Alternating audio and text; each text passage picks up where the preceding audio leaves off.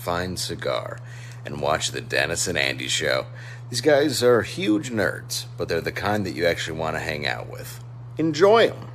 I do.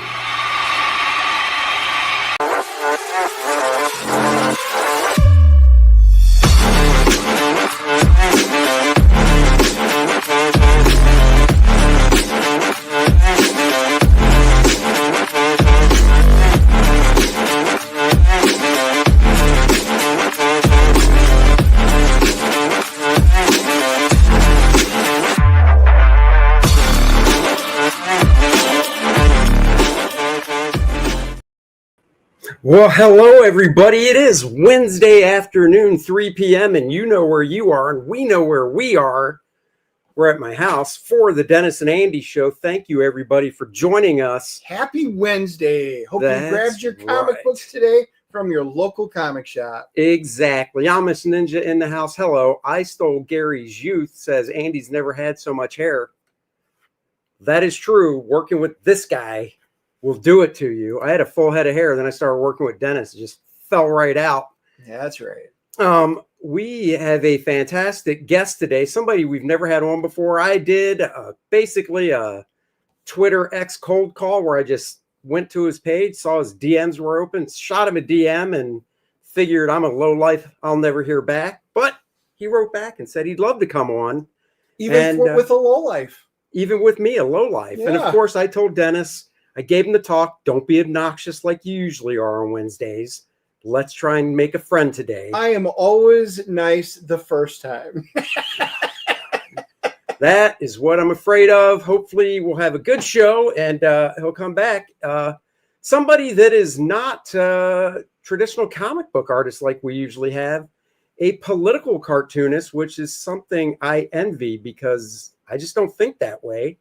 Let's welcome him to the show. Hello there, Tony. How are you? How you guys doing?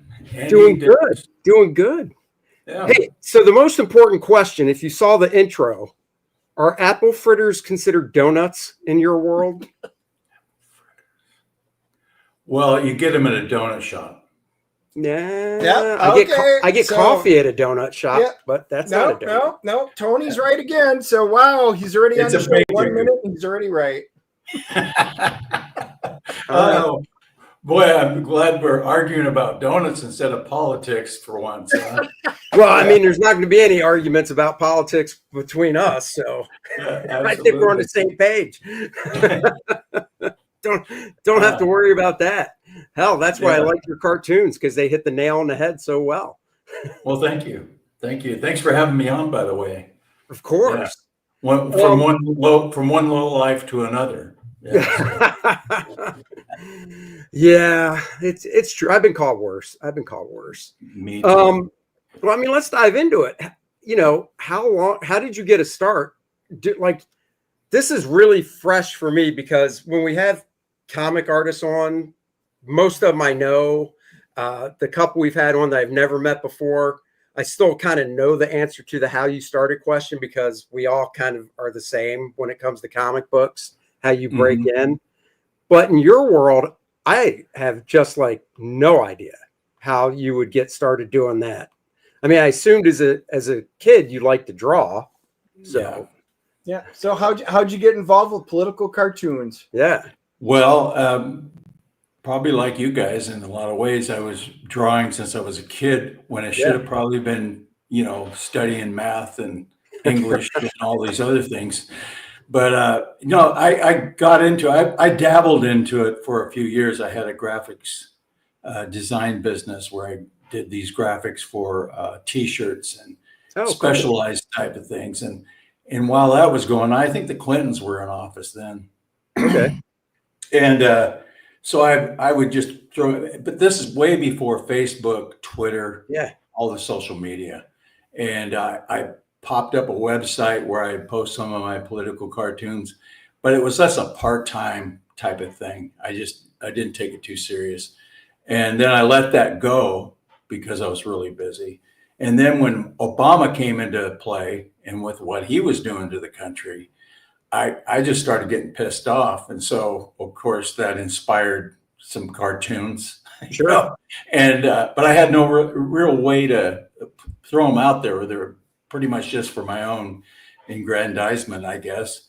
But then Facebook, then somebody said, why don't you put them up on Facebook? And I didn't even have a Facebook account. Yeah.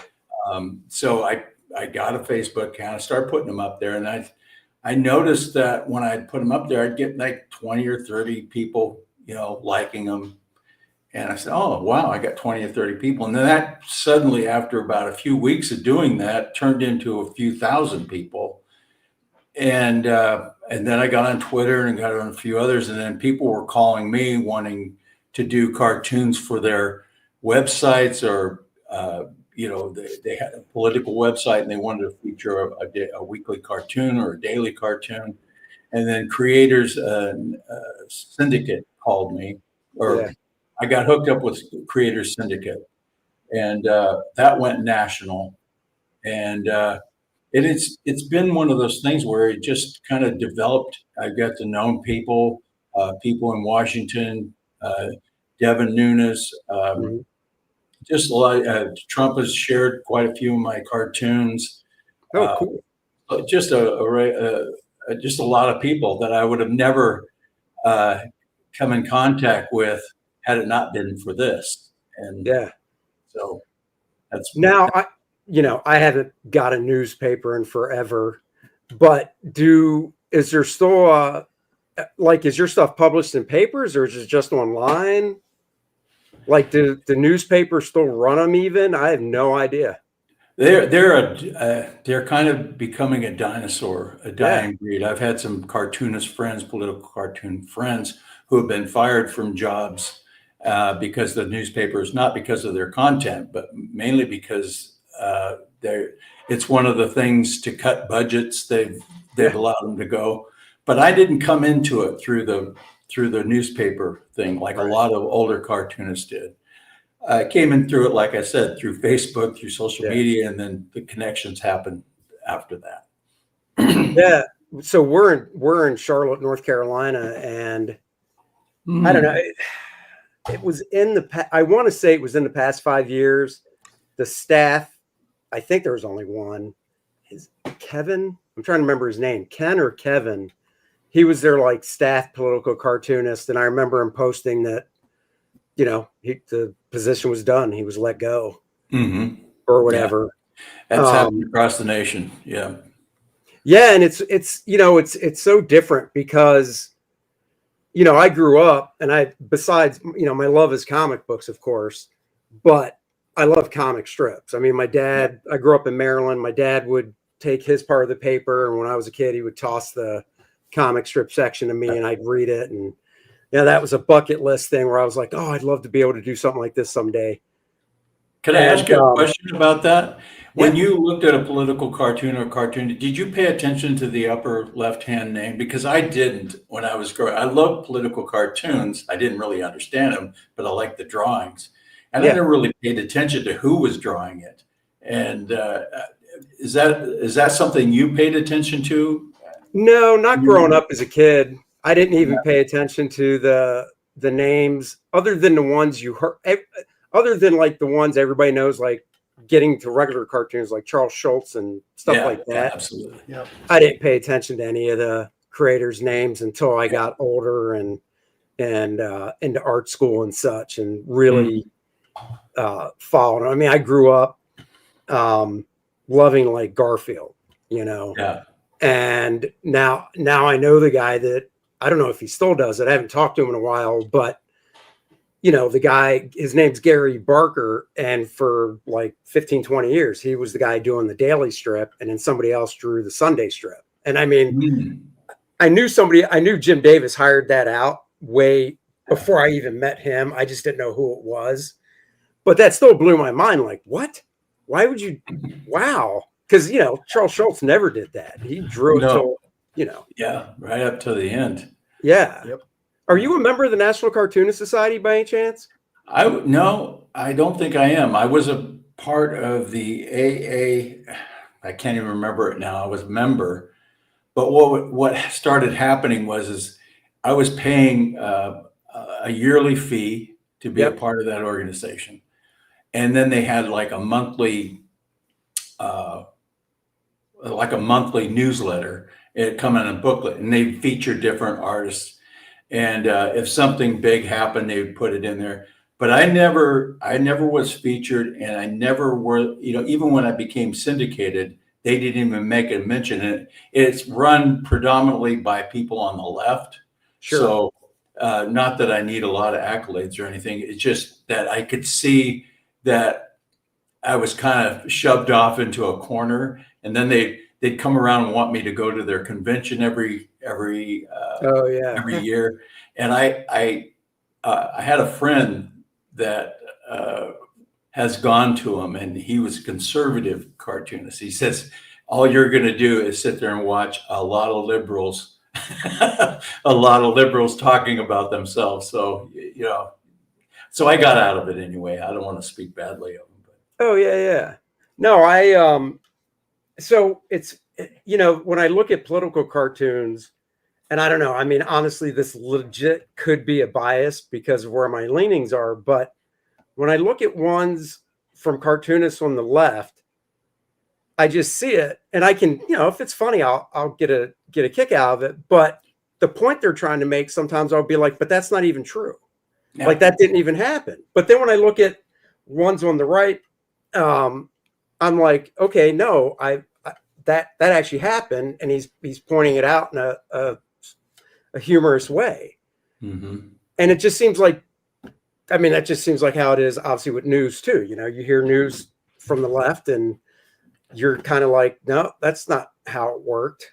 But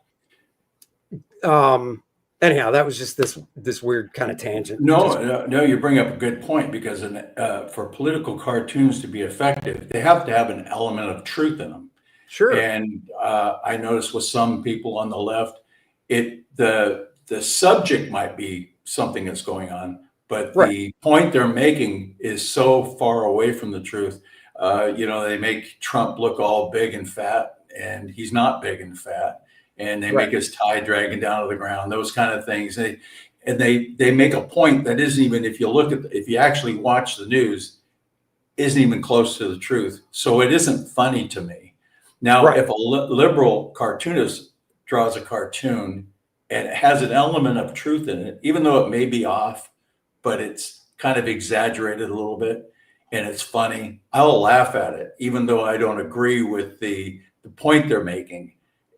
I'll laugh because it is funny, because there's that little bit of element of truth in it. So, well, and I think that just goes, even I'm a huge fan of stand-up comedians and stuff. Mm-hmm. And if it's funny, it's funny. I don't care. It's funny. Right. We've all watched stand-up comedians that poke fun at both sides, and some that literally just poke fun at the left, some that just poke fun at the right. And then, hey man, if you poke fun at the right and it's funny, I'm gonna laugh at it. Absolutely. Are you still traditional pen and paper, or are you digital? How do you work? I was for a long time. I had a copier, and I had pads of paper, and I would draw my cartoon on the paper, and then I would scan it in I use Kor-Drath, which is something a lot of people don't use anymore, or haven't used. But I started out on Kor-Drath, so it's kind of hard to flip over to Adobe or one of those. But I would scan it in, I would take it, put color to it, and flourish it up a little bit to where it's you can publish it and have it be effective. But now I just draw on a Wacom tablet. Okay. Yeah. Yeah, it's just easier right now. And other cartoonists say, well, then you can't sell the originals. Well, I'm okay. I had a hard time selling originals anyway, because I like to hang on to things. I'm a pack rat. So does Andy. Most guys that do comics for a living, like I do, sell their originals, because there's, just back when I started in 1991, and there was a pretty good demand for originals then, and it's just gone up since. But I sold my originals probably for the first 3 or 4 years, and then I just stopped because, I went to an art school called the Joe Kubert School of Cartoon and Graphic Art, and Joe Kubert was a big pioneer, legend in comic books, and he created this school. So anyhow, Joe would always basically say, "Don't sell your art. Don't sell your art. Don't sell your art." So I think part of that hit home, and then another part was I never relied on the original art as like income to pay bills. Mm-hmm. Whereas a lot of my friends that sell their original art said that they did. And once they got into that habit, it was kind of like, well, if I want to be able to live this way, I need to take the art I get back and sell it. And Absolutely. yeah, I never wanted to get into that hole and do that. So I've got a huge, $10 super chat from Paul Taylor. Thank you, Paul. Paul says, do a cartoon of Elizabeth Warren demanding that Hegseth promise as a general he won't take work with the defense industry for 10 years. After leaving office. So I watched that whole hearing yesterday, or confirmation. Did you watch that? I watched a lot of it. I watched quite a bit of Hegseth. Did you catch that part he's talking about? Yeah, I did. I did see that. Did see that clip? Yeah.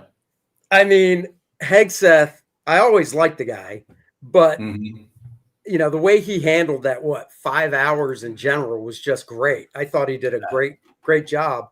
And then just with that, where he goes, well, I'm not a general. I mean, the whole place lit up laughing and stuff. You could see Warren's face going, oh, okay, I got to recoup. Yeah. She kind of just walked into that, and they're so intent on demolishing him that they lose their common sense. And it just reminds me way back when Biden was getting his cabinet in.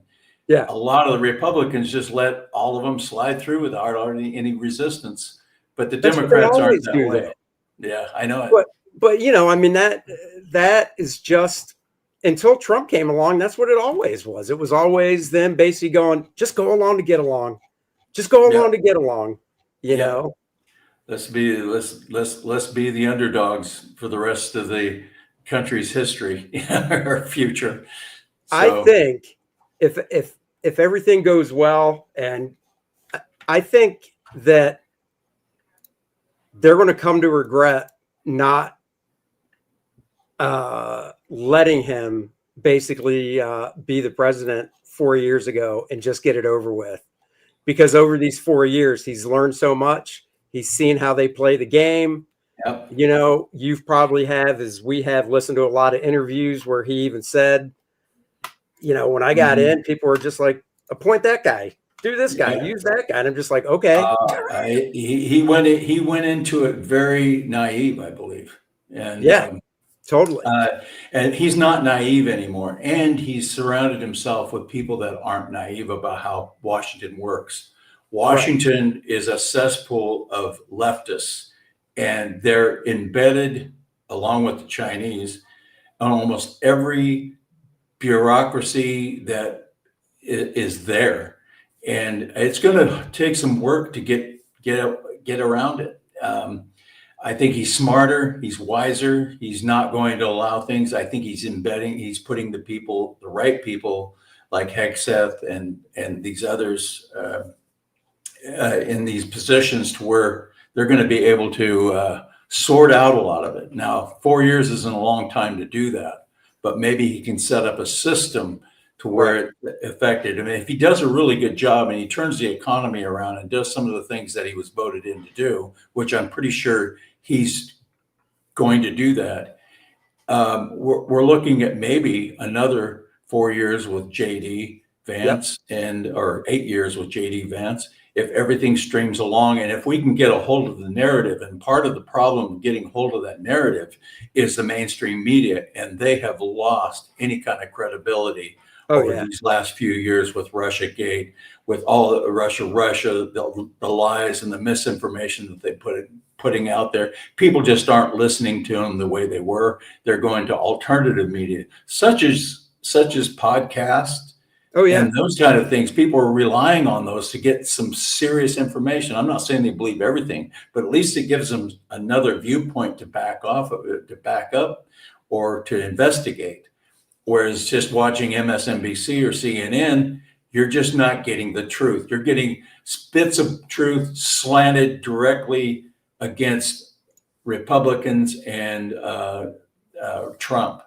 And, well, even, I mean, you mentioned, of course, those two, but I mean, even the networks, ABC, CBS, NBC, the debates over the summer and stuff were just a mess, basically. And we pulled up the headset for everybody to see, which was funny since he brought it up. I remember seeing yours, and this was all the way back in, I think, the middle of December when you had this, but what we just saw yesterday, it was literally the Destroy Kavanaugh playbook, and we saw it in real time, and that's what they were trying to do. So yeah, it's just funny. Yeah, and they're not even trying to be reasonable. They're bringing up things that haven't been validated. They're bringing up things from anonymous sources. And that haven't been validated. It's just this is their playbook. They did the same thing to Kavanaugh. If you guys look, Kavanaugh was pretty much a straight-laced guy that had a few beers with the boys, and then they brought up this gal that just said that he raped her and that they, all this, and yet none of her friends, none of her family, nobody else could. She was a nut job. She was a nut job, just like this. She was. You thought it's like we all saw that and we're like, this woman's crazy. And then comes along, is it E. Jean Carroll, who is just, I mean, that woman is so unhinged.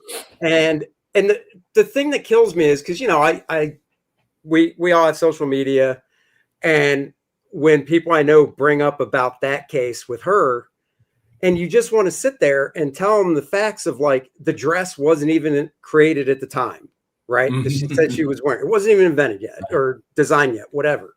She's literally telling a story that was on an episode of Law and Order, and you tell them this stuff, and they've never heard it. Why? Because it's like, let me guess, CNN, MSNBC, ABC, NBC, and that's what they get their news from. And it's like, absolutely, exactly. And the whole case, all the cases. Go back down to Fannie. If you go to New York and what's going on there, all of these cases, they took a case that was a misdemeanor, and where the statute of limitations ran out on it. Yeah. And then they turned that into 34 felonies. Yeah. And with a very biased district. There wasn't probably anybody in that district that where he was tried that would ever vote for a Republican. Right. And see, the thing is that people now see it, that they are very aware of what the media has been doing. They know that Trump isn't guilty. They know he isn't a felon, but they want to be able to call him a felon. They want to do it before the election so that they go, hey, you're hiring a felon, but he's really not. And people know this. And it's that, like I said, the media has lost all credibility. Very few are watching it. Just your diehard leftist wackos are still maybe tuning into Rachel Maddow. I don't know. Well, and I think what's going to eventually happen is, and it is going to take time, is so we're both 55, and I think we're at that cusp of, like, transitioning over to, because I listen to a lot of podcasts when I work during the day. That's where I get a lot of news and stuff from. When I go in the house, and I've said this before, because I've got good friends that are on the left, and we still joke around. We get along great, whatever. But their go-to is always, "Oh, you watch Fox all day," and I'm like, dude, I watch 2 shows on Fox. I watch Gutfeld and I watch The Five. Yeah, and I've got no problem telling people that. I say they're both opinion shows. Those are not the news programs. They're opinion shows that talk about news stories from their opinion, their viewpoint. That's it. Right. Those are the 2 shows I watch on Fox. That's it. And then I listen to podcasts. But I haven't watched Fox in a long time. I watch a little bit of Newsmax. Chris Salcedo's show. I'll watch his show. He likes to put up one of my cartoons at the end of his show. Oh, nice. He does regularly, but I mean that's not the reason I watch him. No, but that's cool. I was kind of surprised. I was watching him one day, and he started putting up these cartoons, and then he had me on to do an interview with him. This is a few months ago, and I've done a few interviews with Chris, and years ago I did a few interviews with Fox. Now Fox News used to have my cartoon up there on their website. Oh yeah. Every day they would put my cartoon up there, and but then I think I got a little bit too right wing for them, so they started using other cartoonists, which is fine, But I don't know what's happened to Fox. Fox is kind of the Murdochs have kind of turned it into a little bit of a different direction. Yeah. But I'm glad there's shows up there. I'm glad they have shows that like Waters. I like Waters. I wish. Oh yeah, Jesse's good. Yeah. And some of the others, Gutfeld's good. Yeah. I mean, it's I think when I am talking to friends and they trash them for their news, the one thing I will tell them is I go, well, what are you exactly watching or getting your information from that everything they say is false? And they really can't answer.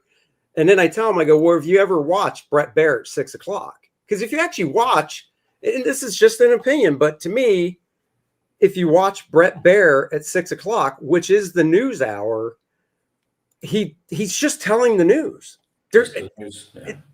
He's just doing straight reporting. Yeah. But I mean, he does have an opinion thing later in the show, but like the first half hour is pretty much this happened in DC today. This happened over there. This happened over there. There's news and opinion, but they're very straightforward about their news opinion. Whereas, you go to MSNBC and it's just all opinion. There really is no news anymore, and it's all one opinion. And Fox and Newsmax and those, they're not afraid to tell you that it is opinion. They're not telling you like this is the God's truth. This is their opinion about the news, which is different than trying to deliver the news, but it's all opinion. They don't say that. It's but they're suffering. Their ratings have just dropped in the tank because they just don't believe them anymore. I know. I believe even the liberals are having a hard time believing them the way they may have used to. You look at Stephen A. Smith, who had that rant tirade. I think it was before the holidays, where he was basically like, all you guys are saying, and he's talking about, the liberal news networks. He's like, all you guys were saying this or this or this. And then we find out later, months go by and it's like, you guys were totally wrong. You were peddling total BS. And he just totally went off. But, he still voted, in his lane, sure. Just like Bill Maher and stuff, Oh, yeah. I do want to ask you about, because of what you do is obviously topical, political cartooning, and you got to be right on top of it. Mm-hmm. I had friends that did, cartoon strips in the newspaper, daily strips. And I know those guys are like 6 weeks out, but you can't be that far out. How far out do you work? Just like a day before? A day. There's no shelf life. There's no shelf life. So like you did, I assume today, we'll see tomorrow. I'm working on today what you'll see tomorrow. And hopefully the issue isn't totally dissolved into something else. And it's funny because I'll be working on a cartoon and I'll think, oh man, this is really great. It's really getting my point across. And then while the news is happening, sometimes I'll have my TV up there and I'll be watching the news kind of background, but I'll catch it and it totally blows my cartoon. It makes it totally obsolete. So there I am going, oh, I'll start from the draw over, but there's a few cartoons that have a long shelf life. And it's just because liberals never change. They're communist. Most of them now, they've bought into the whole Marxist Solinsky mantra. And so that they're not going to change on certain issues. So there are certain cartoons that I can bring up from 5-10 years ago that are still relevant today, which is, which is good because I can make them into calendars sometimes. And Right. Oh, that's cool. Yeah, I'm popping up the one because you were just talking about it. California has become a disaster. I'm moving out. And then how will you vote? Well, Democrat, of course. It's just so true.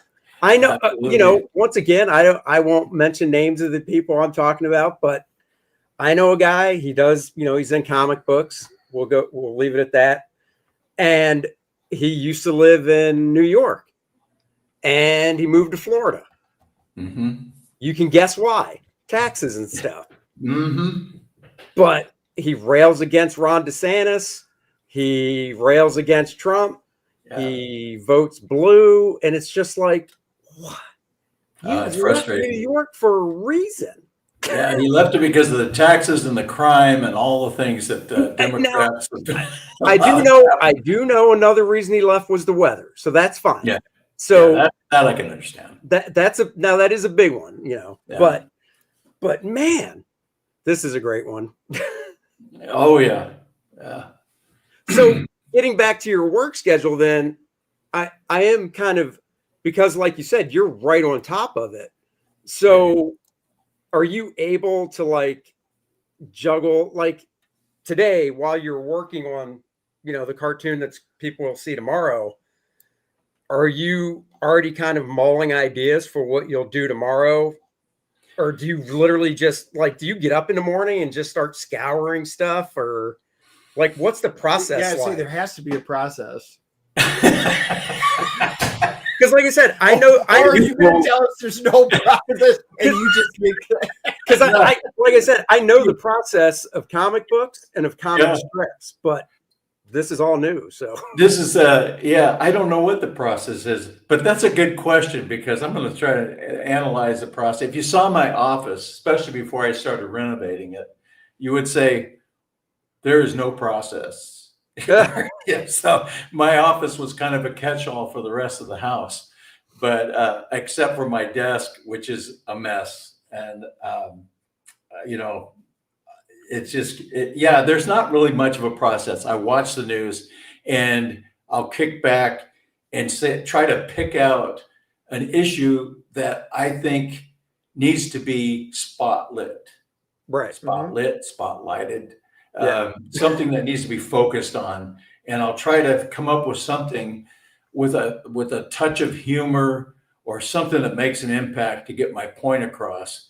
And the reason is because you could not many people want to sit and read an entire op-ed piece about an opinion, but with a cartoon, not to put down op-ed pieces, right? But because I use them sometimes to kind of form an idea of what I should focus on. But a cartoon, you can put it up, people can see it, and they should get it right away or pretty close. Yeah. And they can share it very fast. If they like it, they can move it, and let their friends see it. And it's a way that's originally why I started doing it, is to try to get a message out that I believed in, something that that I was, my what I thought should get out there, and that's why I did it, why I do it. When you're starting the cartoon for the day, do you do like thumbnails of it, or do you just have like, if you can, on the screen we put up the California one? Yeah. Do you have a clear idea where most of the time you just start going roughing it out, or do you actually have to work up a few thumbnails to get it down? Well, I'll give you, I've got my notebook here. It's just line paper. Sure. And see, and you can see, how I just, I can't spell worth a crap, but I just jot down little ideas, and then I go to the computer, and some of the ideas make it on, some of them just go by the wayside. Yeah. Am I doing this? I can't. There it is. There you go. Some of my ideas go by the wayside, and boy, I can't get this. Oh, okay. But and that's the kind of the thing that I used to, like I said, I used to draw on paper and sketch out and then scan it into the computer. But ideas are coming and going so fast. I have to jot them down as soon as I think of them, or I'll forget, or I'll throw them on my notepad on my phone, Yeah. And then expand on them. Oh, that's a good one too. The Lone Leaf State.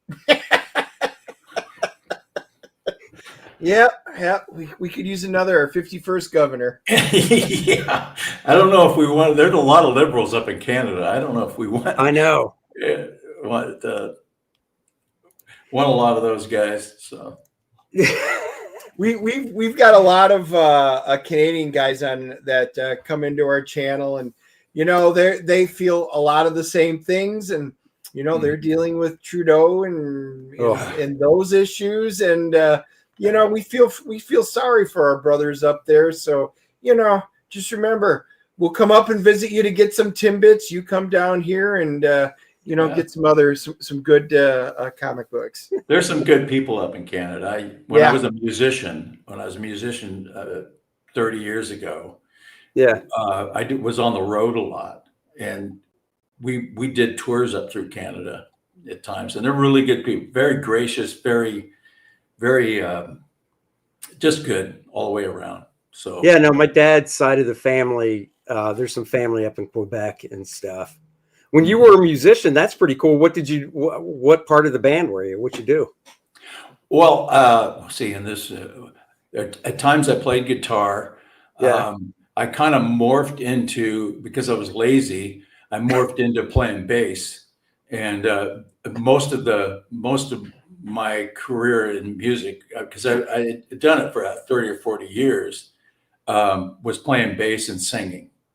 So, really? That's cool. I never see, you said lazy and then playing bass.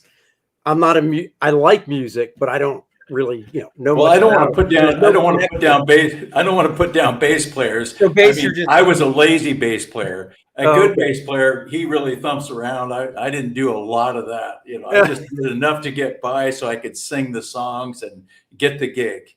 But I always hired great guitarists. So wait, did you guys do originals, or was it cover stuff? It was all cover. Oh, okay. Country. All right. So now I got to ask. He's a big concert goer. Like, he'll be the amount of concerts this guy's seen. There's definitely the two people in the world: concert goers and guys like me that are like, I'd just rather pop a CD in and turn it up. Then I'm not sitting here. People. So, what type of covers? What music?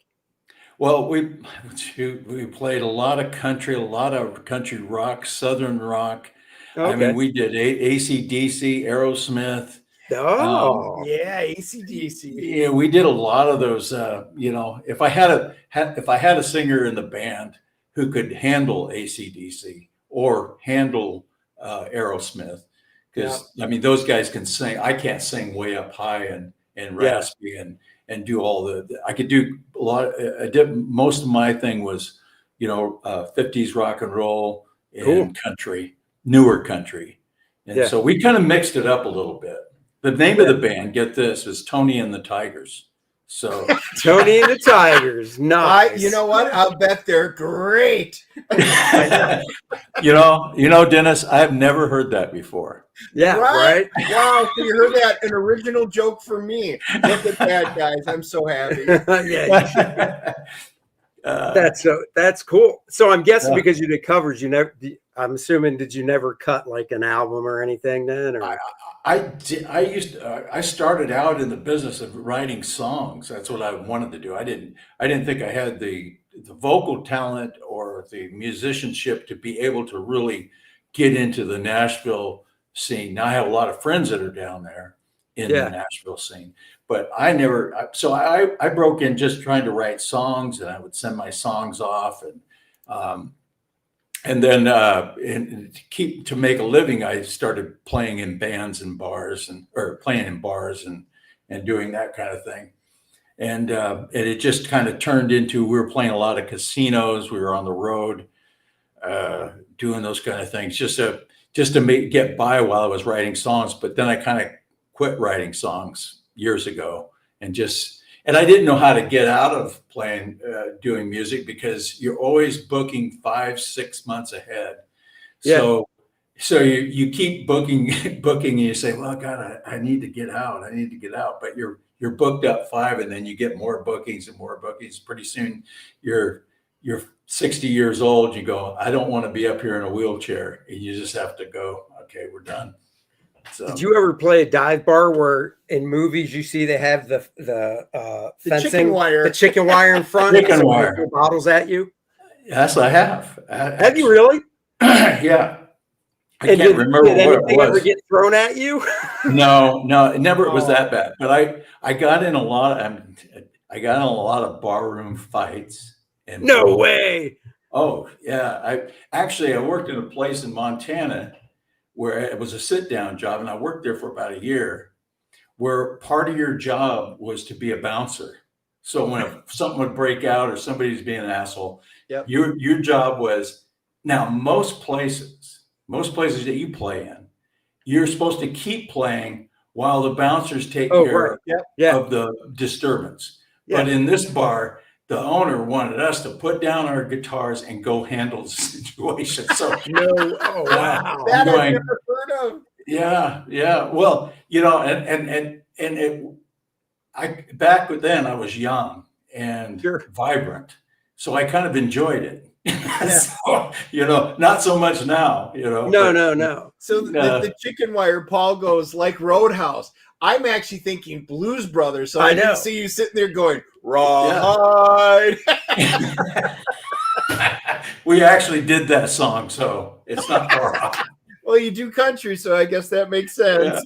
Yeah. No, it was a combination between Roadhouse and Blues Brothers. It was like a mixture. Oh, that's all. So this is a funny comment that you probably won't get. So Stippling Vaughn says he's the political cartoonist version of Ron Garney. Totally is. You totally are. So Ron Garney he's a comic book artist. Yeah. He is. He's worked for Marvel, DC, you name it. The latest thing he's been doing, and it started a few years ago.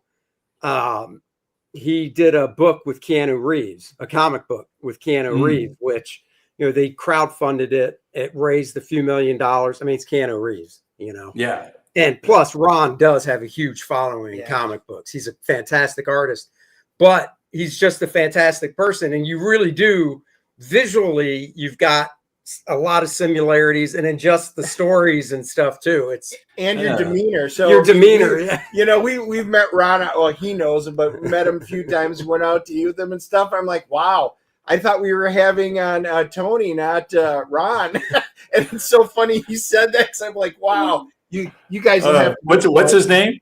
Ron Garney. Ron Garney. That poor bastard. He had with himself. He had a very good and long run on Captain America. So perfect book for him to draw. Oh, that's so fun. You're not a Star Trek fan by any chance, are you? I used to be. I haven't watched Star Trek in a long time. I used to like the shows. I like the old one, and then I kind of like the newer ones, but then they kind of went too politically correct. Trying to morph society into what their vision was, and we just don't know, So it's it's okay. So one reason I asked is because Ron is a big Star Trek fan. So he's a huge Star Trek fan. I'm kind of like Star Trek, Star Wars. It's all the same space sci-fi. I'm not disavowing. I like them. I mean, I've watched them. I haven't for years, but I love the older Star Trek. I grew up with. So, and then I watched a lot of the newer ones. Most Star Trek fans, and I mean, he'll attest to this too. It's TOS, and I learned that from him, their original series. So you learned something. I'm so happy. Most Star Trek fans really do, go with their original series. So I mean, the one that killed me, because I've watched some of the original series and I've dipped in and out, but of the latest round that was on Paramount, when they had Stacey Abrams on, I was like, you have got to be freaking kidding me. You have got to be kidding me. Yeah, it gets to the point where you're saying to these people that create these shows, stop trying to sell us this stuff. Stop trying to sell it. just be original, you know, trying to push your ideals on everybody, you know. They're not working, obviously. We can tell by California and across the nation, they're just not working. So sci-fi comic books, they're supposed to be escapism. We're going to do something that we don't have to deal with our daily lives. And Star Wars turns around and puts Lizzo and Jack Black in there and has to push an agenda. I'm like, seriously, we Disney Star Wars, we don't need that either. Yeah, no, you're so right. You're so right. It's so now political cartoons. That's a different ball. Oh, that's a different animal, right out front. Here, I'm a conservative political cartoonist. I make no apologies of it. Sure. Or I'm a liberal cartoonist. I make no apologies for it. You know what you're going to get when you're looking at it. It's right out front. Yeah. No, and that's the point. I mean, when I was talking about how it started creeping into comics, you know, with Marvel, and this was, you know, Trump was in office the first time around, and I think I'm pretty sure it was Captain America. It was one of the books, but literally the villain looked like Trump. And when you complain about it, the people on the left I know would go, "Oh, comics has always talked politics." And they like to refer back to Captain America when he was punching Hitler. And it's like, yeah, it was during World War II. He was punching Hitler. That's a unifying thing. Comic books in World War II were a form of propaganda, and it was there for a reason. And then once that went away, you saw that disappear from the comic books, and they went back to storytelling. Have them switch it around. Have them punching, having Biden as the villain, a guy that looks like Biden or Hillary. And you would get a different story from these people. You'd get a different. Well, I mean, just to give you a fantastic example of something you'll never see them do with the right. But when Obama won, he was on the cover of an issue of Spider-Man. Yep, they drew him on the cover with Spider-Man. When they thought Hillary was going to win, some companies put books out before the election with her on the cover. So, I mean, that was egg on their face after the election. Especially if you bought Faith #1. Yeah. So but when Trump won, I know a guy who publishes a comic, and it honestly goes back to what we were talking about earlier with liberal political cartoonists, where they'll take something that he said, so what he said might be true, but then they totally take it out of context. So on the cover of this one comic, the hero in the book is from a different country, right? So it's the cover, and the hero is kind of like running at you with his family, and in the background he drew this really huge shot of Trump saying, you know, "Get out aliens, illegal aliens," or whatever. And it's like, no, Trump wants it done legally through the process. So while, Trump has probably said, "I don't like illegal aliens," great, I'll say that. Yeah. That's not the same as what you drew on the cover. There's a difference between illegal aliens and immigrants that come here legally. Right. And nobody's shutting that down. Can they revise that a little bit, make it a little easier, maybe, you know, vet them easier before they come in, or better before they come in? Yeah, they could probably do some upkeep on that. But illegals, people from all kind of about 100 and some countries pouring into our country to where it's, you know, you've got 15, 20 million people here. We don't know where they're from. Some of them, we don't know what their past is, their criminal record, and we're starting to pay for it. Oh, yes. Yeah, you don't know any of that stuff. Yeah. Do you ever get so many like different ideas in a day for a cartoon that obviously, because you're so on the gun because it's going to run the next day, that you almost freeze up and go, "Man, I don't know which one to do"? Yeah, that's when. Yeah, it's kind of an inspirational thing. That's when I rip off all my clothes and run around in the backyard until I come up with something. So.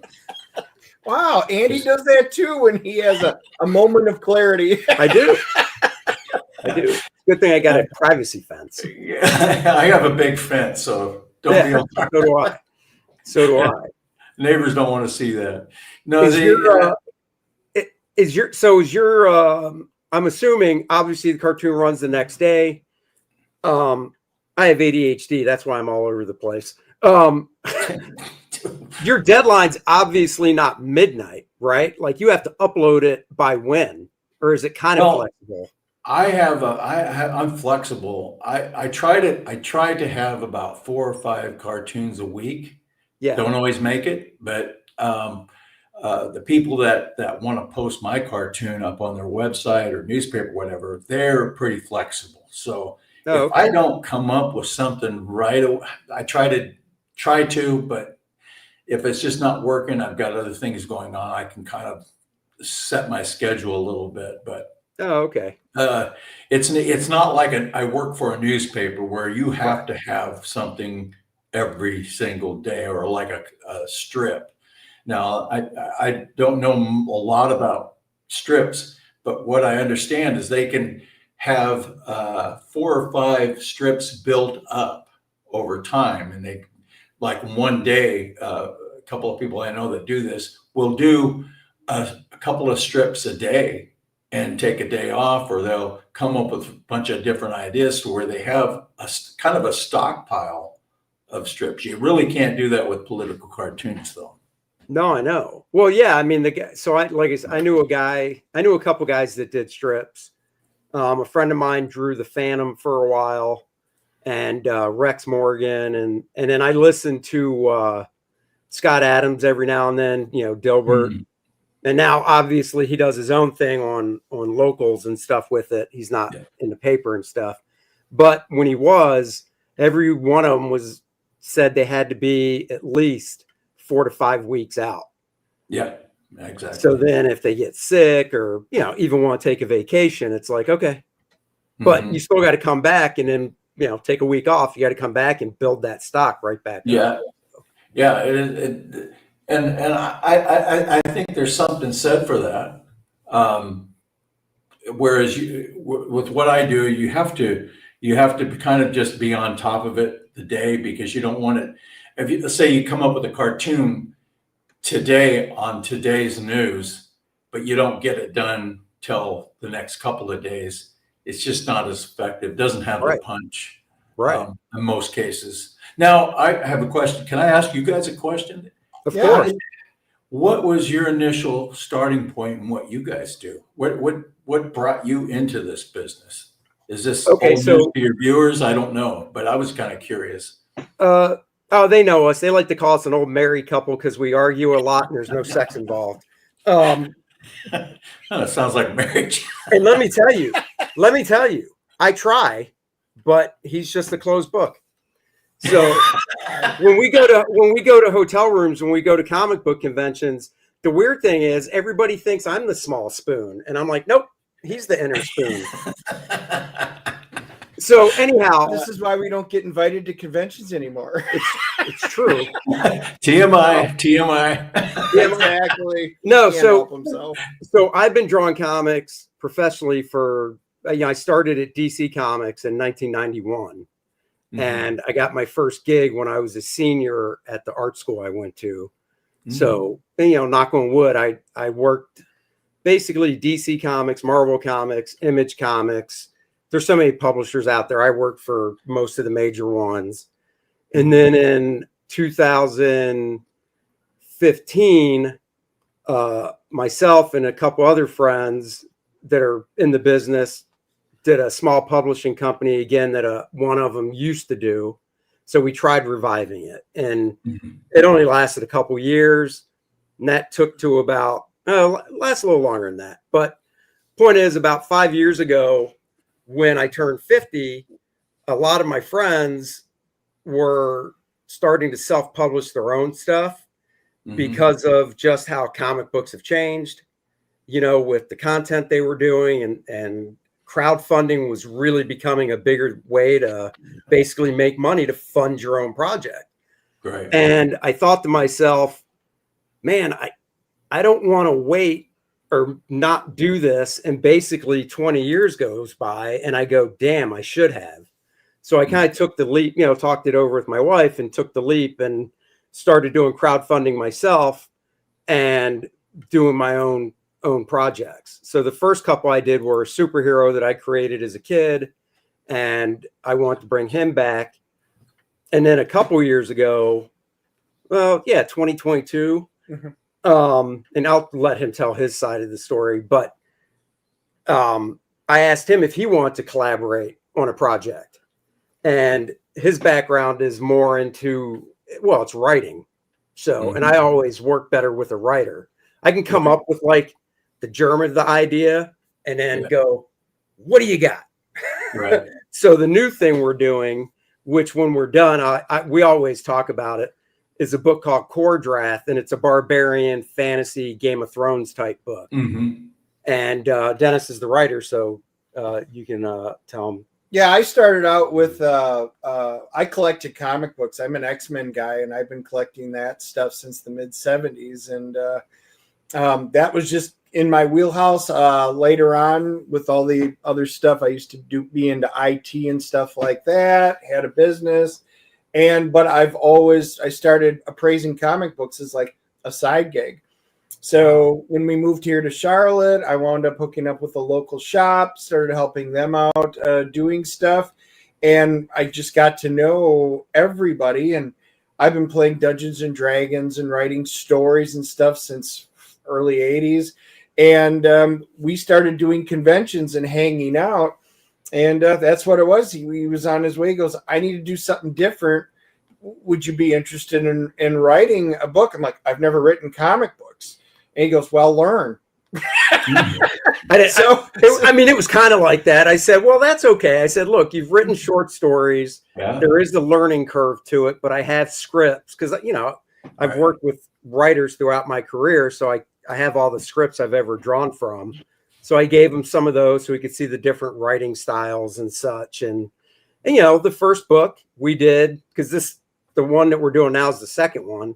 The first one, there was a learning curve for him, but that's where my expertise, I guess, of having worked in the business for 30 years could come in and go, okay, I can work with this, but for future reference, when you're doing this type of thing, you want to format it this way, or, okay, there's a little too much in this panel. The one thing he said was, I got to do on 2-page panels, don't draw armies. I can't spend 2 weeks drawing one page. I was like, oh, but they look so cool. And he's like, stop. So every time he gets ornery, I just threaten to draw on a 2-page army panel somehow. 2-page army panel. That is a talent and a creativity all its own. And I have no idea, because you imagine you have a storyline. Yeah. Then you got to break it down into these little boxes. Yeah. Where it comes out where you're telling the story. Yeah. It's all, there's two ways to write comics. You could almost say there's three. So when Stan Lee first started he didn't start Marvel Comics. Marvel Comics was there. Stan actually worked his way up because I think it was his uncle that was running the joint, and Stan was like 15 or 16 when he started. But when Fantastic Four and all that stuff started, Stan was writing everything. So the way it would work is he would basically just meet with the artist in his office in New York, because all the artists were around New York at this time. And they would just talk for like maybe 20 minutes, a half hour. And some of the artists might make notes. Some might just keep up what they talked about in their head. And then the artist would actually go home and draw the 17 to 20 page story that they just talked about without anything being written down. Wow. And that turned into what they used to call the Marvel method. And that's what I started with in the 91 at Marvel, whereas the writer would just write a paragraph for each page, no breakdowns of panels, just a paragraph. And the example is basically Peter Parker is in his apartment watching TV, his spider sense tingles, he runs into the bathroom where his skylight is to get out of his apartment without being seen. He changes clothes, jumps through the skylight, swings off to see what's going on. And then it's up to me, if I got that, to figure out how many panels I want to make that on the page. Mm-hmm. I mean, it's great. It's really it's great freedom, because I could do the first panel of Peter sitting on his couch, kicking back, watching TV, or I could do the first panel of the outside of his apartment building, mm-hmm. and then cut inside to the next panel of what mm-hmm. I described. And after it's drawn, it would go back to the writer, and the writer would actually fill in all the word balloons and text off of what I drew. I see. Okay. But that has gone out of fashion. So I write full script, which means I visualize, and this is where I have my learning curve is I picture everything that I want to say, I want the characters to do, and I actually start out and I give a visual of each panel. Panel 1 should have something like this in it, and here's what each person's saying. Panel 2, panel 3. The issue is I can write so much. A lot of people say it's like Chris Claremont. I put so much into like my X-Men stuff. And he's like, how am I going to fit that into a panel? So I'm like, oh, yeah, I can see that. So, the first time I submitted my first practice script, and we had somebody else look at it, and he goes, yeah, you and I need to have a talk. And I was like, what? He goes, I love the concept, but he goes, you wrote enough for 3 graphic novels that you're trying to stuff into one. And he goes, you can't do that. He goes, this isn't TV. This isn't any other medium. It's comic books. Mm. So everything's still in time. I'm like, okay. So then I see, he's like, dude, we got to get moving. And I'm like, I know. I'll just scrap it and start over from scratch. And he's like, what? And I'm like, yeah, I can do this. So I did the first 10 pages, and then we did it again. And he goes, oh, that's much better. I'm like, okay. There we go. I know what I can fit into it now and what I can do. And before I didn't. I was just cramming too much in. So it's a learning curve. Absolutely. So you draw it. You draw, or you write it, and Andy, is it Andy? You draw it. Yeah. So it's a team. Do you draw it all, Dennis? Oh, no, I have no ability to draw whatsoever. I drew his character First Man, and it's literally a stick figure with a number 1 pointing at his chest. And that is the extent of. I can draw the Starship Enterprise, okay, but that's about the extent of my drawing. So that's why everything is just it's full script, and I'm learning. The next book, the third project I'm starting, it's going to be written differently. So we're going to see how that works out. I'm evolving. Yeah. I mean, it's always you put your pieces together. I mean, using maybe stick figures. Well, you put the pieces together too to kind of give a concept, or you just no, not at all. No. It's just written. It's just a written Word doc that I print out. I do a spreadsheet. That's how I start. So I know my basics. I know where I want to start. I know where I want to end. And then I start putting in major plot points in a spreadsheet right down. Right. And then I figure out, okay, this needs to happen. That needs to happen. This character needs to be introduced. And I flesh everything out. So my background's Dungeons and Dragons and that type of writing. So it's all about world building. So I've got documents and spreadsheets with everything in this world that I'm fleshing out. So it makes it easier for him, because I'm like, okay, here's Kor-Drath. He's a barbarian. He kind of looks like that. Here's Adriana. She's a sorceress. She does this, this, and this. And there you go, Andy. And he's able to sit down and create what exactly they look like and what we need. And it works well. But how long does it take to put one of those together? Like the second full comic book? I mean, so for us, it's roughly, a year. But, when I was working in the mainstream doing Marvel DC stuff, I roughly had 5 weeks to draw 22 pages. Wow. Yeah. So it basically worked out to, and I learned this in school. And then of course, through working in the industry, a writer in comics and this all goes for like, 20, 22-page story, which is average. A writer should be able to write basically 2 books a month if they want to make a living. Right. An artist, the penciler that just does the pencils and that's it. Because in mainstream comics, it's really segmented to writer, penciler, inker, colorist, letterer. Right. Right. So have you ever had Steve Oliff do your coloring? No, unfortunately not. Oh, wait. I might have, because we did message about this. I might have, because he started doing, when Image Comics formed in the early 90s, a lot of guys used Steve to do color guides for him because he's such a great colorist. And he might have, for one of the books I did, I'd have to go back and look at it. Yeah. But Steve's stuff is just fantastic. I mean, he was a guy that we went to the same little podunk high school on the in Mendocino County. I think it's Point Arena High School, and we had maybe 130 kids in the whole high school.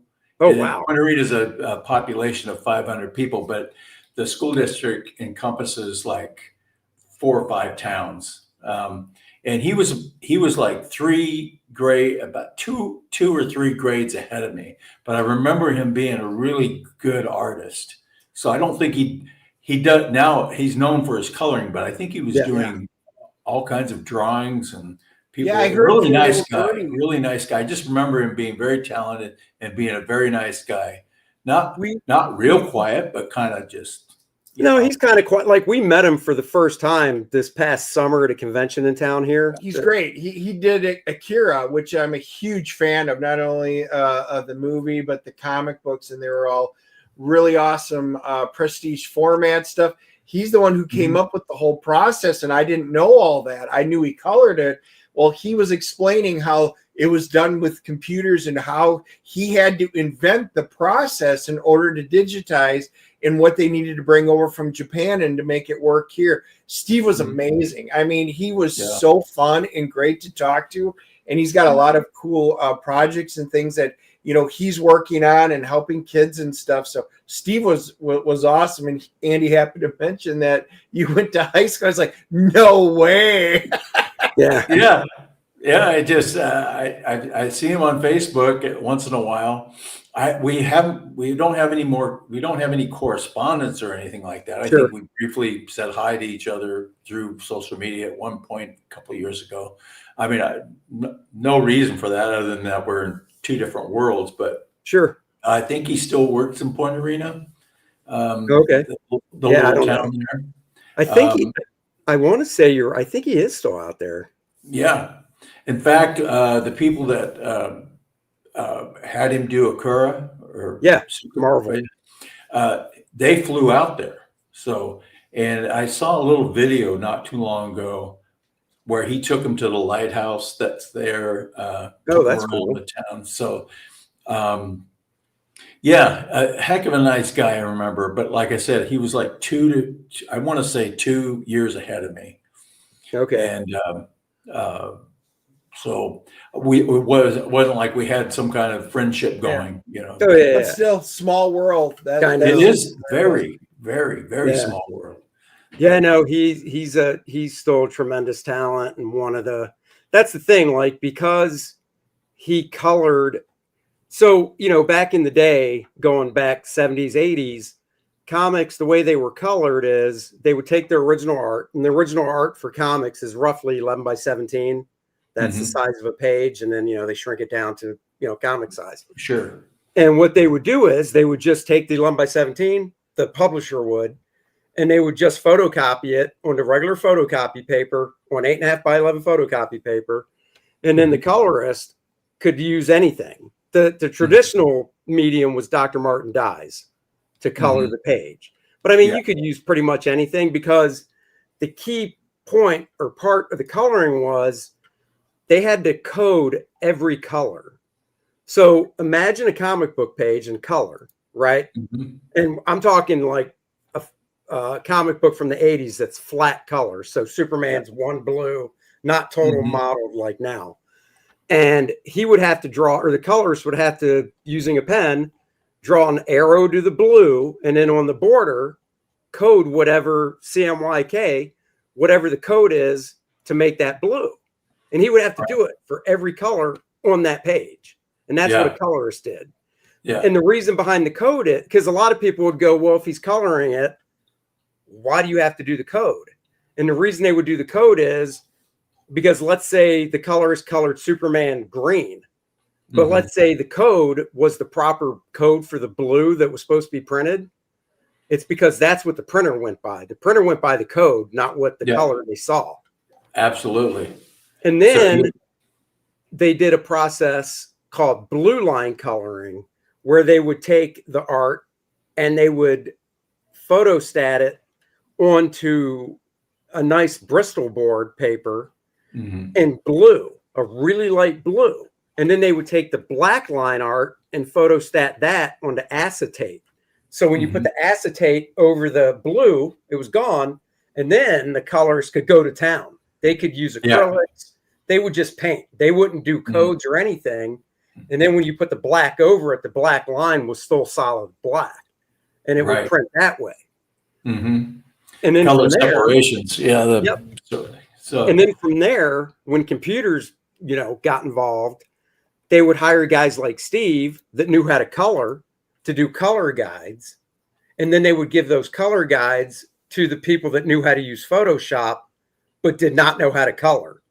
And their job was to take the color guide and basically copy it into Photoshop with the airbrush tools and all that. Yeah.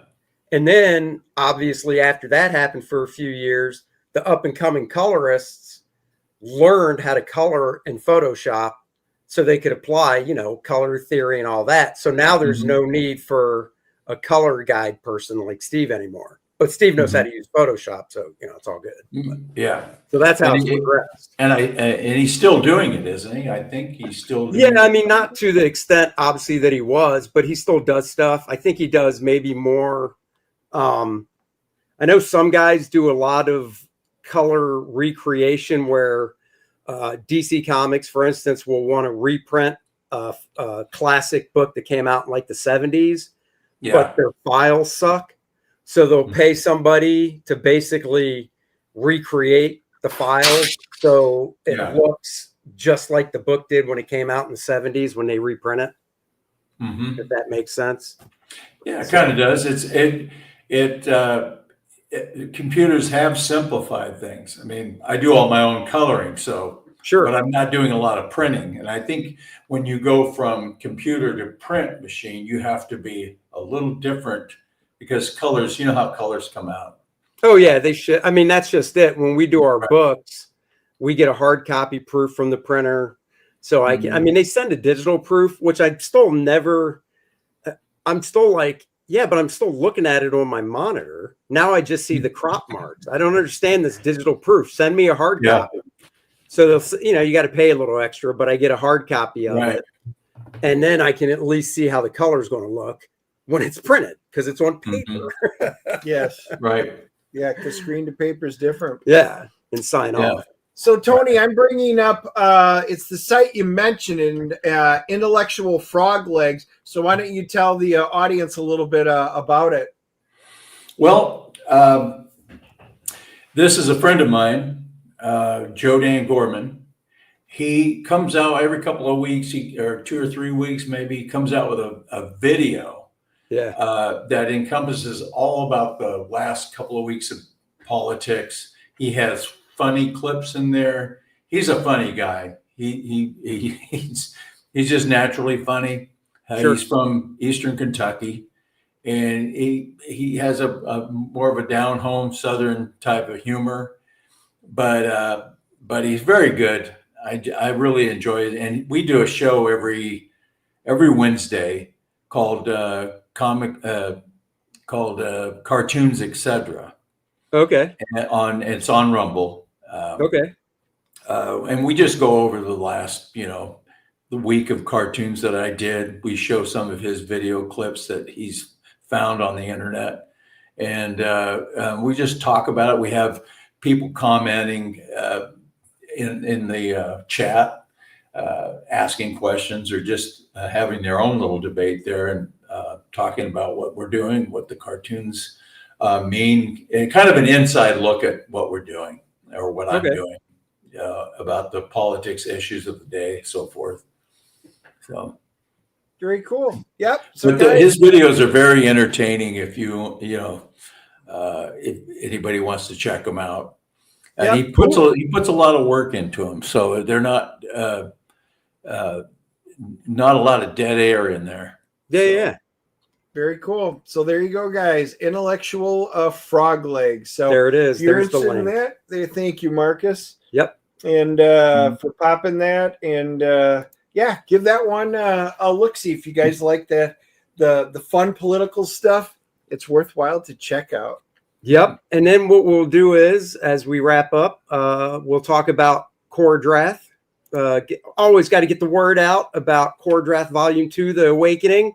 Guys that are watching, if you're new, this is Dennis and my Volume 2 of Kor-Drath. Kor-Drath and Adriana are back. They need to save the Shattered Reach from the villainous Vordoom, the Undying, the Necronite, and Lilith. Guys, this is high adventure. If you like Conan, Dungeons and Dragons, Game of Thrones, you will like this book. We've got, of course, a multitude of covers to choose from. The first 2 covers are mine. And below that, we've got Bud Root doing a variant cover featuring Adriana in color and a black and white version. Another friend of ours, Irene Strakalski, did a cover for us as well. So you can go get that cover. Preview pages, of course, we have up so you can get a little preview of what's coming your way. And the exciting news is we are looking to go to print around the beginning of February, which means we should hit our target date of shipping the books in March, like we said, and like we promised. Everything's on time, and we just got the proofs back for the module. Oh, yeah, we drove. Yep, we got the printed proof in for the new game module. So if you're into D&D and you want to do a little gaming, you can get the game module and play it, 5th edition rules. Let me do this. Hang on there, Tony. Solo layout. Go ahead and show it. All right. So, look at that. There it is. Nice. The Bart Sears cover art. There's the new maps that we've got. And I've done something different now. I've now added player maps to make it easier so it doesn't have all the hidden stuff for them to find. It's so much easier for a DM. And then you guys know the awesome interiors that these are in the exact same style as the modules from Dungeons and Dragons from 1979 to about 1983. So it files within that format. And there's your mini print. Every backer gets the mini print featuring Vordoom, the Undying on one side and his playable game stats on the back. Everybody gets this. So guys, go back it before we pull the campaign down. Let's see. What was the other thing I was going to show you guys here real quick? The t-shirt orders. We have placed the orders for the t-shirts. Yep. So as soon as we get those in, we'll be mailing the t-shirts out to you guys that got the t-shirt featuring Adriana and Kor-Drath, of course. We've got the poster by Bud Root. Get yourself a poster. And of course, once we hit 60 grand, everybody is going to get the game module cover by Bart Sears and Dan Lawless as a print as well. So guys, go back it if you haven't. The campaign is only going to be up for probably, February 5th, probably another month. Yeah. So in a month, it's coming down. So go back it today. And the link is in the description below. And of course, Marcus posted it because he's awesome. So there you go. Last but not least, I always like to talk a little football. Do you have a football team? Do you follow it anymore? What's your deal with football? I prefer to watch college ball when I do watch football. What do you watch? What team? The Cougars, Eastern Washington. I used to be a big Seahawks fan. And then years ago, there was a Pittsburgh Seahawks it might be too much information, but there was a Seahawks game in Pittsburgh, I believe it was, at the Super Bowl, and the referees just totally screwed the game up. It was so lopsided. They were missing calls on one side and calling everything on the Seahawks, and it was obviously slanted. That was my opinion. Oh, you mean like they're doing now with the Chiefs? Yeah. It was even the people on the Pittsburgh side, and I think it was Pittsburgh, were saying it was outrageous. And there was a guy retiring, I think, on the Pittsburgh team, and they wanted to give him the win, and it just was so bad. It was above bad. You can handle a bad call here and there. Oh, sure. No, I know what you mean. Every call was bad. Every call. So I just said, that's it. I'm done. And well, I mean, it's honestly, if you look at a lot of the Chiefs games this year, I mean, my daughter's 21. She's really into football. And I mean, she's calling stuff like, what? How did you miss that? You know? And it is really like there's more memes and videos out there about it's just bad and it only goes in one direction. Mm-hmm. I mean, you might as well just put Taylor Swift right there at the Super Bowl with the Chiefs right now, because there's no way they're going to lose unless they get swallowed up by an earthquake. Mm-hmm. Yeah, it's something's gone haywire with it. Yeah, and it seems to be a little better with college sports. My daughter's a Clemson Tigers fan. So, you know, during college football, oh God, I can't believe I never would have guessed 15 years ago that my daughter would be on Saturdays. We have to be home for the Clemson game. And on Sundays we have to be home for the Tampa, because she's a Bucks fan. Yeah. And I'm just like, I never would have guessed that in a million years. Yeah. And she's not a very good winner or loser, is she, Dennis? Not at all. No. She played fantasy football with us, and she's relentless. Boy. Yeah. Speaking of delusional, Joe, 49ers next year all the way. You know, usually I reserve those comments for Dallas Cowboy fans.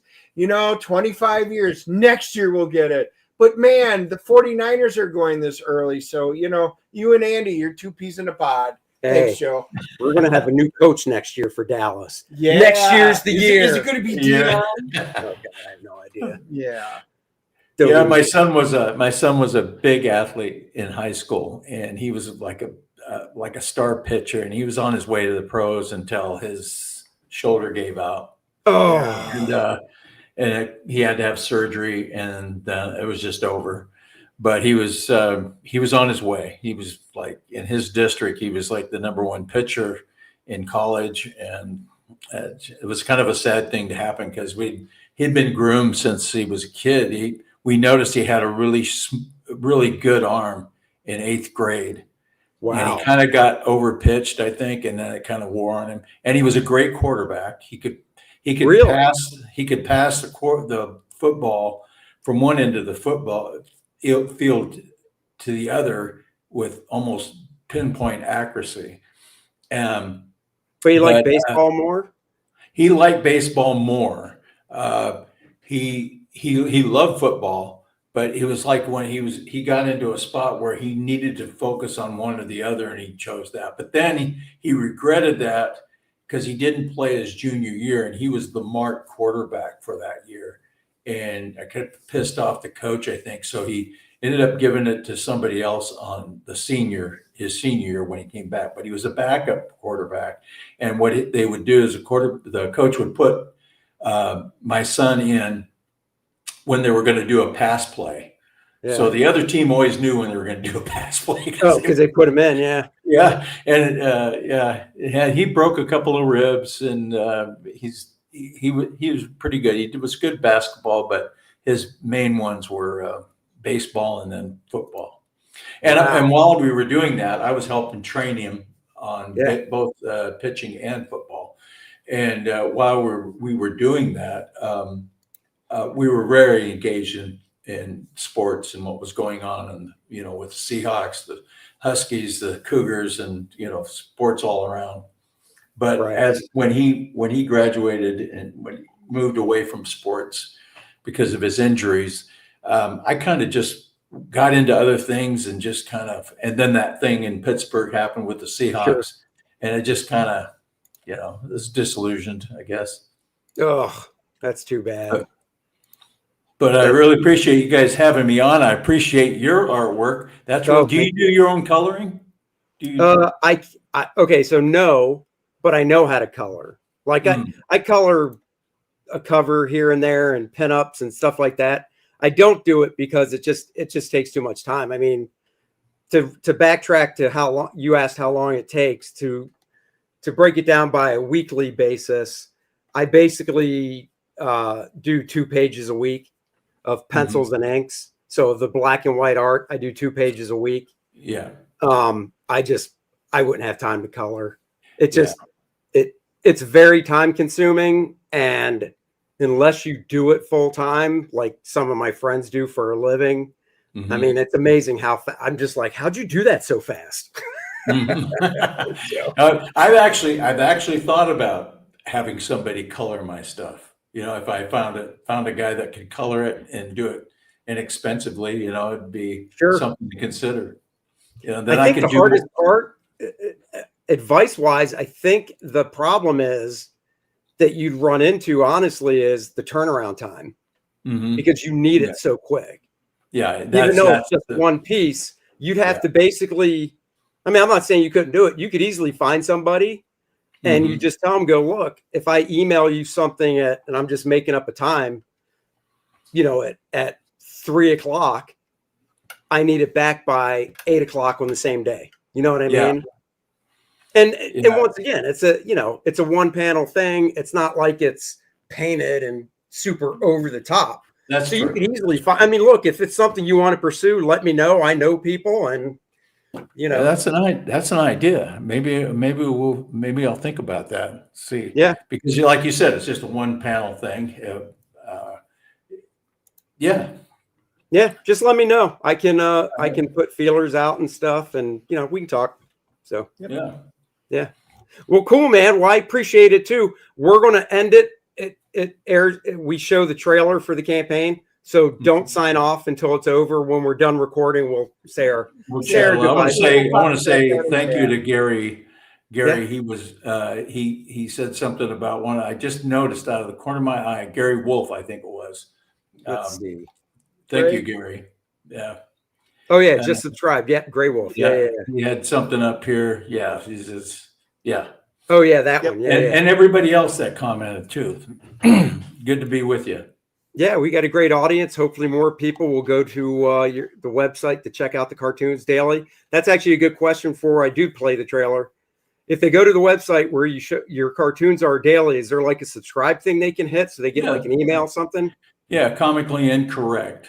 Is where they go, and if they go to if they hit the cartoon menu, go up the menu, hit the cartoon, and then look off over to the right, you'll see it subscribed down a little ways. So they can subscribe to the newsletter, which I put out a couple times a week.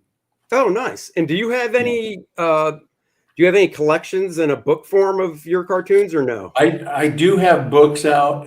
I had just came out a couple of years ago with book number 3. Oh, cool. But right now, I don't have any place where they can order that. Okay. We sold a lot of them. We just about sold all of them out. So go to eBay. Yeah, actually, I went on eBay. This is a few months ago. I went on eBay and I put in the name of my book and the author. Oh yeah. They were selling for like $300. Yeah, dude. Yeah. What the heck? $300.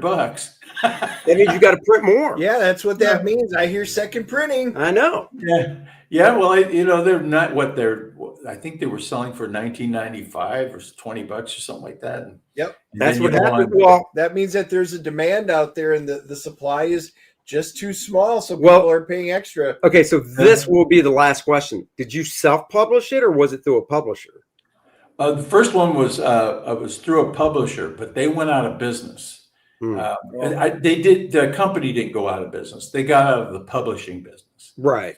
And so I had so many friends and followers were asking for another book, you know, because I guess they sold a ton of those books. And of course I was, you know, I got a commission from it. Sure. So I found a place to print it, and I did it myself. And that was successful too. And then again, after a couple of years, people asked for another book, and they're asking for another book. And so I've got to get off my rear end and start working on it. Well, there's always, you know, there's always the crowdfunding way. Then you're not really out of pocket. True. I'll have to think on that one. I can tell you the ins and outs of that too, since I've been doing it for 5 years now. Awesome. You're the guy I'm going to go to get information on that, because there you go. I've got people asking me almost every day for another book and a calendar and this and so. Oh yeah, dude. Yeah. Those are great. All right, Tony, we appreciate it. Hang back. Like I said, guys, thanks for watching. Really appreciate it. Go check out our buddy Aaron LaPresti's Graybeards at 5 o'clock for their draw stream. Graham Nolan tonight has the Landing Party show, and we will be back on Friday morning with our movie review for the week. We're seeing the Wolfman. That's right. And we'll review it for you guys on Friday. All right. All right, guys. Bye-bye, everybody. That's right.